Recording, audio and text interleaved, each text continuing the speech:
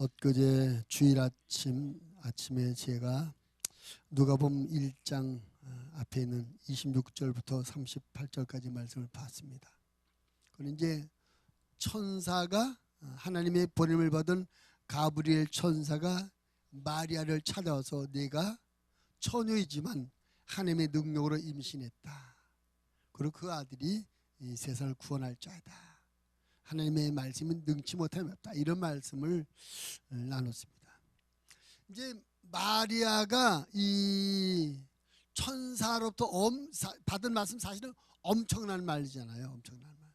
처녀가 아들을 임신했다는 것도 엄청난 말이고 또 앞으로 태어날 아기가 또 엄청난 인물이라는 것, 이것도 놀라운 사실입니다. 이런 천사의 고지를 받고 나서 마리아가 엘리사벳을 찾아가요. 천사가 말해요. 네 친족 엘리사벳도 늙어서 아기를 못 낳는다 했지만 하나님의 능력으로 지금 임신했다. 그 말씀을 들었기 때문에 이제 엘리사벳을 찾아가는 겁니다. 오늘 본문의 말씀은 이제 마리아가 엘리사벳을 찾아갔더니 마리아가 엘리사벳을 찾아 인사할 때 그 엘리사벳의 뱃속에 있는 아이가 배 안에서 막 뛰노는 거예요. 혹시 그 아이가 누군지 아십니까? 예? 세례 요한이에요. 그 아이가 막 뛰노는 거예요. 그러면서 이 엘리사벳도 감동으로 내가 하나님 앞에 복 있는 자다. 복 있는 자다. 이제 마리아는 하나님의 보낸 천사를 통해서 말씀을 들었고 이제 엘리사벳을 찾아가서 그가 임신한 것을 확신했고 그 아이의 뱃속에 있는 아이가 뛰놀므로 말미암아 이제 내 안에 있는 아기 예수 임신의 확신을 갖게 된 거죠. 그리고 이 아이가 보통 아이가 안 되는 것을 확신하게 된 거예요. 이 모든 정을 확신하고 난 다음에 오늘 말씀은 하나님 앞에 감사해서 찬양을 부르는 내용이에요. 찬양을. 천사의 말을 듣고 엘리사벳을 통해서 확인한 다음에 감사해서 드린 찬양. 오늘 제가 말씀의 제목을 마리아의 찬양이라는 제목으로 잡았습니다. 오늘 이 마리아의 찬양 속에는 예수 그리스도께서 오신 것, 예수 그리스도가 자기를 통해서 태어나게 된 이 일, 즉 하나님이신 예수님이 자기에게 오신 이것이 나에게 어떤 은혜가 되는 것이고 어떤 것이 의미하는지를 설명해 주고 있는데 오늘 그 은혜, 그 의미를 함께 나누면서 은혜를 받으러 갑니다. 마리아가 찬양하면서 48절 이렇게 말합니다. 그의 여종의 비천함을 돌보셨습니다. 보라 이제후로는 만세의 날을 복이 있다 일컬이로다. 마리아는 말이 그의 여종의 비천함을 돌아보셨다. 즉 예수님께서 자기에게 오신 것은 하나님이 비천한 자기를 돌봐주신 것이다. 오늘 마리아의 찬양 가운데 제일 먼저 고백하는 것이 하나님께서 나의 비천함을 돌보셨다. 이 비천하다는 말의 원래 의미는 아주 낮고 천한, 볼품없고 아무도 알아주지 않고 소외당하고 짓밟히는 그런 상황을 말해요. 헬라 말로 타페누스라는 단어인데 아주 이것은 뭐랄까 길가에 그냥 돌멩이 이런 식 정도밖에 안 돼요. 낮고 별 없는 존재라는 겁니다. 오늘 마리아가 예수님이 자기에게 오신 정말 아무도 알아주지 않은 낮고 천한 자기를 돌봐주신 날이다. 여러분, 성탄절은 높고 귀하신 하나님께서 낮고 천한 우리를 돌봐주신 날인 줄로 믿으시길 바랍니다. 세상에서 가장 비천한 존재가 누구일까? 돈이 없는 사람이 천한 존재일까요? 어떤 일을 하다가 실패한 사람이 아주 비천한 존재일까요?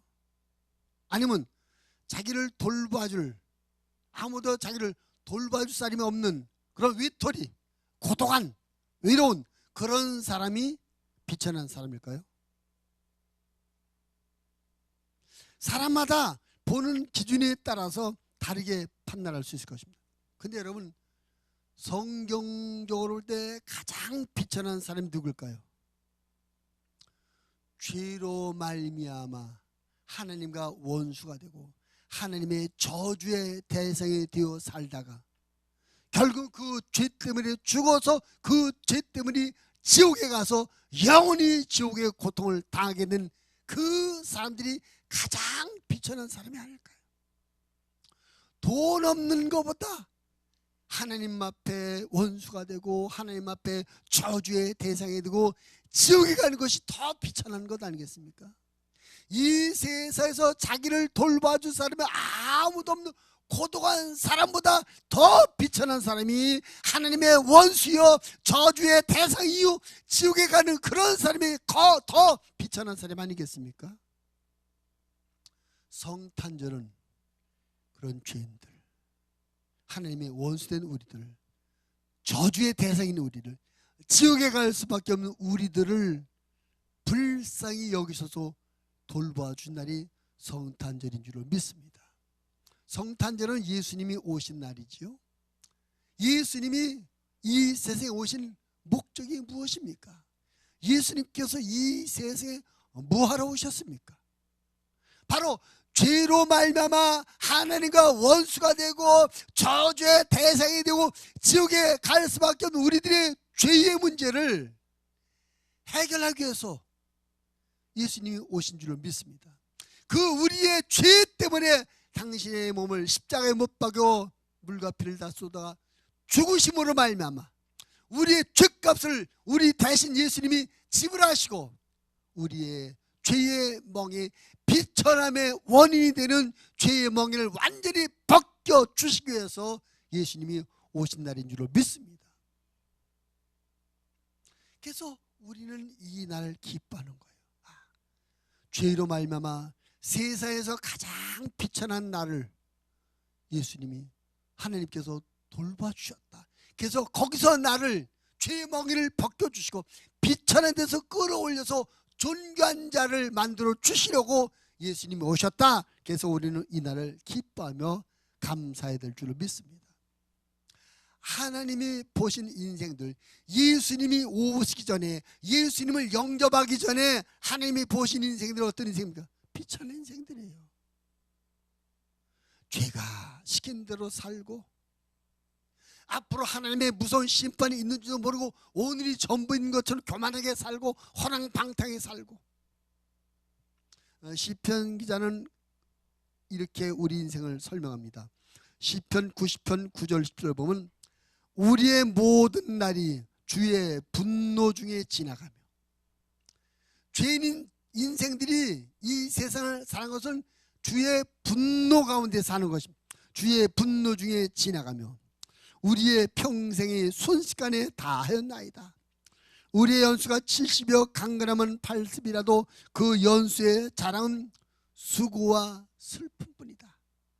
이게 예수님을 만나기 전에, 예수님이 오시기 전의 인생들의 모습이 하나님의 분노 앞에 살고 있다. 수고와 슬픔을 가지고 살고 있다. 그 어떤 사람도 이 죄의 멍에를 벗지 않고는, 죄 사실을 끊어내지 않고는 존귀한 자 될 수 없습니다. 아무리 돈이 많고 세상적으로 성공하고 사람들로부터 인정을 받는다 할지라도 이 죄의 문제가 해결되지 않은 사람은 하나님의 눈에 비천한 자, 천한 자, 불쌍한 자라는 것입니다. 하나님께서 돌아보지 않으시면 죄인들은 소망이 없습니다. 하나님께서 돌아보지 않으시면 이 세상은 아무도 죄인들을 돌아보나 죄인들을 배려해 주질 않아요. 가차없이 돌을 널고 짓밟고 손가락질합니다. 오직 하나님만 죄로 말미암아 비천한 우리를 불쌍히 여기시고 긍휼히 여기시고 사랑해 주십니다. 그래서 예수님을 보내주셨습니다. 성탄절은 걸어가신 하나님께서 낮고 천한 날을 돌아봐 주신 날입니다. 그래서 우리가 성탄절 하나님 앞에 기뻐하고 감사하는 것입니다. 성경 말씀에 보면 하나님은 각 시대마다 성공하고 대단한 사람들보다는 별 볼일 없는 사람들을 찾아가시고 일을 맡기십니다. 그 일의 이제 대표적인 인물이 출애굽의 주인공인 모세라고 할 수 있습니다. 모세가 나이가 80 먹었을 때 하나님이 그를 찾아가셔서 이스라엘 백성들을 애굽에서 해방시키라는 엄청난 사명을 주십니다. 이 모세가 하나님으로부터 출애굽의 사명을 받을 때 모세의 상황은 어떤 상황이었어요? 나이가 이미 80 먹었고 40살 때 애굽에서 도망쳐 나와서 미단 강렬에 와가지고 처가살이를 40년 동안 하고 있어요. 40년이 지나도록 자기 양을 치지 못하고 장인의 양을 치고 있습니다. 정말로 보잘것없는 사람 아니겠습니까? 나이도 먹었지, 근데 능력도 없지, 재산도 없지, 인정도 받지 못하지. 그런데 하나님께서 그를 찾아가셔서 출애굽의 엄청난 사명을 맡기십니다. 하나님은 그런 하나님이십니다. 세상에서는 성공한 사람, 실력과 능력 있는 사람, 그런 사람을 찾지만 하나님은 낮고 천한 사람을 찾아서 은혜와 긍휼을 베푸셔서 하나님의 일꾼 삼으시는 걸 깨닫게 되기를 바랍니다. 오늘 성탄절 아침 예수님께서 죄로 말미암아 세상에서 가장 낮고 천한 나를 돌봐 주신 날이다. 나를 찾아와 주신 날이다. 이런 것을 깨닫고 나를 찾아와 주신 주님 앞에 감사하시는 저와 여러분 되시기를 주님의 이름으로 부탁을 드립니다. 그 다음에 두 번째는 마리아가 계속해서 48절에서 말합니다. 보라, 이제 우리는 만세에 나를 복이 있다 일컬으로다. 마리아는 말을 이제 예수님이 하나님께서 나에게 찾아오셨기 때문에 이제 우리 나는 복이 있는 자다 하고 일컬음을 받게 될 것이다. 마리아는 메시아를 잉태했고 이제 메시아신 예수 그리스도의 복음이 전파되는 곳마다 마리아의 이름이 전파됩니다. 세계에 천주교가 있어요. 천주교는 예수님보다 마리아가 우선이에요. 요 앞에도 천주교 있죠? 사람들이 예배 드리러 갈 때 지금도 오면 보니까 많은 사람들이 들어가요. 성탄 예배 드리러 가도 그 성당에 들어갈 때 누구한테 제일 먼저 인사하고 들어가죠? 그 마당에 있는 마리아상 거기 먼저 인사해. 예수님보다 마리아가 먼저예요. 저는 복 있는 사람이었습니다. 복 있는 사람이 되었어요. 근데 원래 이 당시 천사가 찾아올 당시에 마리아는 어떤 사람이었습니까? 나사렛의 가난한 목수의 약혼자였어요. 나사렛 이스라엘에서 저 갈릴리 북쪽에 있는 촌동네입니다. 시골 동네예요. 목수 대접받는 귀한 직업 아니었습니다. 천한 직업이었어요. 지금 이 마리아는 그 저 나사렛이라는 시골 마을의 가난한 목공소의 남자에게 결혼할 약혼한 여자, 별 볼 없는 여자였습니다. 만약에 그 마리아가 예수님을 잉태하지 않았다면 우리가 그 일 알겠습니까? 모르지요. 어떻게 알겠어요? 근데 그가 예수님을 잉태하는 이 일로 말미암아 지금 2000년이 지난 지금 우리가 마리아를 알고 또 천주교인들은 마리아를 숭배한다. 그 앞에 절하고 기도하고 그래요. 복되게 만들었습니다. 여러분, 마리아가 예수 그리스도를 받아들임으로 자기 몸에 받아들임으로 말미암아 이렇게 복 있는 자가 된 것처럼 누구든지 예수 그리스도를 받아들인 자는 복 있는 걸 믿으시기를 바랍니다. 오늘 성탄절은 예수님께서 우리를 복 있는 자 되게 하시려고 우리를 찾아와 주신 날인 줄로 믿으시길 바랍니다. 자, 복이라고 말할 때 우리는 창세기로 돌아가야 돼요. 하나님께서 세상을 만드셨고 그 다음에 사람을 만드십니다. 하나님이 사람을 만드시고 제일 먼저 하신 일이 축복하신 일입니다. 원래 사람은 시작부터 하나님의 축복으로 시작했습니다. 생육하고 번성하라, 땅을 정복하고 다스리라. 이 엄청난 축복을 받고 사람이 창조되었는데 그만 그 축복을 얼마 못 가서 상실해버리고 맙니다. 어디서요? 에덴 동산에서. 하나님께서 아담과 하와를 에덴 동산에 두시고 이 동산에 있는 모든 것을 내가 임으로 먹지만 동산 한 가운데는 선악을 알게 하는 나무 열매는 먹지 마라. 먹으면 정령 죽는다. 먹지 말라 말씀하셨음에도 불구하고 뱀으로 가장한 마귀가 속상이는 바람에 야, 그거 먹어도 안 죽어. 먹으면 너 눈도 밝아지고 선과 악도 구분할 줄 알게 되고 너 하나님처럼 돼. 그 거짓말에 속아서 하나님의 명령이고 선악을 따먹어버리고 말았습니다. 선악을 따먹는 순간 그들은 에덴 동산에서 추방합니다. 사망의 선고가 내렸습니다. 그리고 태초에 주어져도 축복을 다 잃어버리고 맙니다. 그러니까 사람은 원래 태어날 때 만들어 창조될 때 축복으로 창조되었으나 마귀의 꼬임에 빠져서 죄를 범하는 순간 그 축복을 다 상실해버리고 잃어버리고 빼앗겨버리고 말았습니다. 그런데 예수님이 오셔서 에덴 동산에서 아담과 하와가 잃어버린 축복을 회복하게 만들어줍니다. 예수님께서 죽으실 때에 우리가 아는 것처럼 십자가를 짊어지고 온몸에 채찍을 맞고 허리에 창을 받으셨습니다. 그리고 머리에는 가시면류관을 씌웠어요. 가시관. 왜 가시관을 씌웠을까? 가시관을. 그 예수님 곁에 양 옆에 있는 강도들은 가시관 쓰지 않았어요. 예수님은 가시관을 씌웠어요. 우연히 그랬을까? 예수님은 십자가 못 박는 로마 군인들이 장난질을 했지만 우연히 그렇게 된 것인가? 의미가 있는 것입니다. 성경적으로 볼 때 가시라고 하는 것은 하나님의 저주의 상징입니다. 하나님의 저주의 상징. 아담과 하와가 에덴 동산에서 하나님의 말씀을 어기고 선악과를 따먹었을 때 하나님께서 아담에게 이런 말씀합니다. 창세기 3장 18절 19절. 땅이 내게 가시덤불과 엉겅퀴를 낼 것이라. 내가 먹을 것은 밭의 채소인즉 내가 흙으로 돌아갈 때까지 얼굴에 땀이 흘러야 먹을 것을 먹으리니 네가 그것에서 취함을 입었습니다. 너는 흙이니 흙으로 돌아갈 것이니라 하시니라.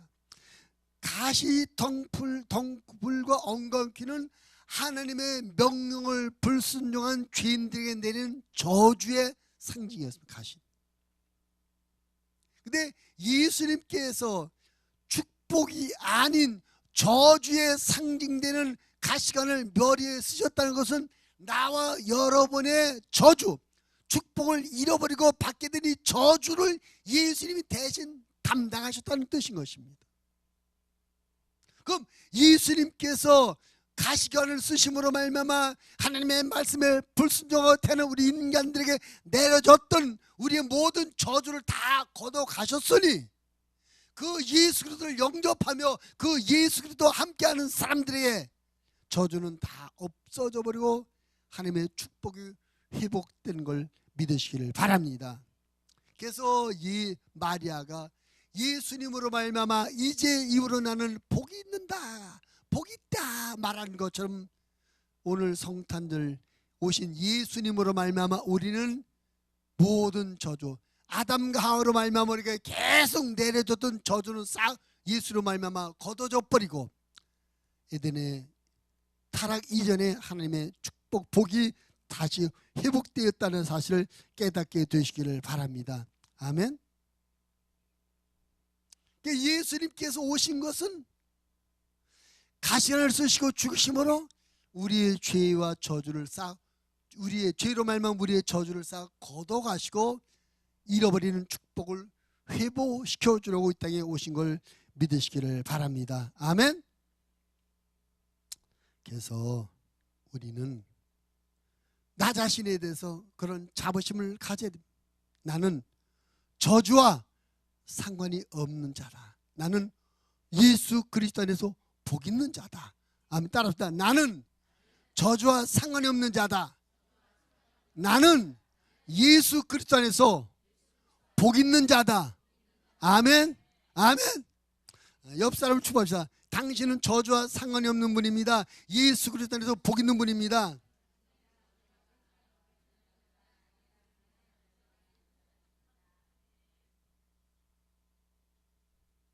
여러분, 복이라는 것을 물질과 연관시키지 마십시오. 돈이 많으면 복이 있는 거고 돈이 없으면 가난하면 복이 없는 겁니까? 그건 사람들이 생각하는 복이에요. 예수 그리스도 안에서 복은 그런 것이 아닙니다. 여러분, 예수 그리스도 안에 복은 에덴이 회복되어지는 것입니다. 에덴은 하나님과 함께하는 동산. 여러분, 에덴 동산에서 아담과 하와가 하나님과 데이트했었습니다. 함께 동산을 거닐었다 그래 하나님이. 그래서 에덴의 축복은 뭐냐? 하나님과 동행하고 하나님과 함께하는 것입니다. 인간에게 저주는 뭔지 아십니까? 하나님과 상관없는 자가 된 것, 하나님으로부터 단절되고 하나님과 분리된 것, 이것이 가장 저주예요. 가장 축복은 하나님과 다시 화목하게 되고 하나님과 함께하는 자가 된 것, 이것이 가장 복인 줄로 믿습니다. 예수님께서 가시관을 쓰시고 우리 저주를 다 가져가심으로 말미암아 우리의 복이 회복되어서 이제 우리가 예수 그리스도 안에서 하나님과 함께하는 자가 되었습니다. 그래서 우리가 복 있는 자가 되는 것입니다. 아멘. 여러분, 하나님이 함께 하시면 그 자체가 복인 줄 믿으시기를 바랍니다. 하나님이 우리와 함께 하시면 그 하나님이 우리를 복의 길로만 이끌어 주십니다. 우리의 삶을 복되게 만들어 줍니다. 하나님의 모든 좋은 것을 우리에게 풍성히 공급해 주십니다. 하나님의 가장 좋은 은사와 선물들 우리에게 주십니다. 하나님의 신령한 것이 우리에게 풍성하게 임하게 되는 것입니다. 하나님과 함께하면서 하나님과 계속 교제할 때 하나님의 것이 우리 안에 날로 날 더 점점 더 채워지고 충만케 되는 줄로 믿습니다. 이게 복인 거예요. 이게. 그래서 우리는 그런 자부심을 가져야 돼요. 예수 그리스도로 말미암아 나는 복 있는 자가 되었다. 할렐루야. 마치 포도나무 가지가 나무에 붙어 있으면 그것이 복이에요. 그래서 나무로부터 온갖 영양을 공급받고 계속 잎사귀도 나고 꽃도 피고 열매가 주렁주렁 맺혀지지 않습니까? 거기 붙어 있는 거기 때문에 마찬가지로 나와 여러분이 예수 그리스도 말미암아 하나님과 함께하는 자가 되어서 하나님께서 공급해 주시는 힘으로 말미암아 온갖 좋은 열매가 맺혀지는 삶을 살고 이것이 우리에게 큰 복이 되는 줄로 믿습니다. 오늘 마리아가 이로 말미암아 나는 복 있는 자가 되었다.